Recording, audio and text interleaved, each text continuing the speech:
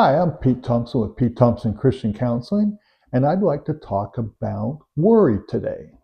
In the past, when we used to watch the news back in the 60s and the 70s, they had the nightly news hour, and families would get around the TV and they would watch the news, and they'd worked all day or done all their stuff, and they'd listen to one of the three or four main stations talk about what happened in the news that day.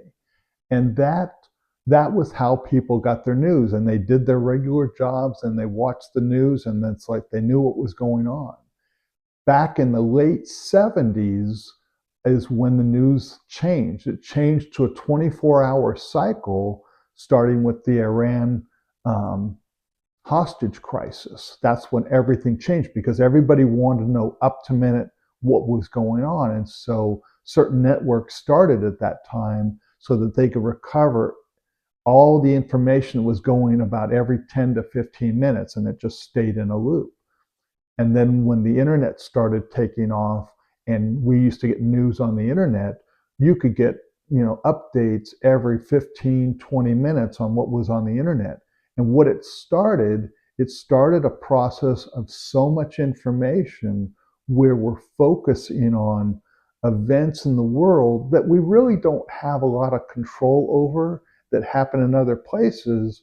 But what happened as a result is our minds go focusing on those things, and we go down rabbit trails in our minds, and we start thinking, well, what happened if that happened to us here? And that really was like miracle grow for worry, because we're thinking about all these things that might happen to us based on things happening in a different part of the world or a different part of the country. And so it's really detrimental to how we function in life if part of our brain from the moment we wake up is thinking about bad things that happen in other places. And as a therapist, I'm always teaching people how to deal with anxiety, deal with depression, and deal with all these things so that they can function and have happier lives. But when we're focusing every minute on what's going on the internet, what is the latest news, it really gets in the way of how we function as believers. And so I want to leave you with a phrase in Scripture that will kind of put things back the way they need to be.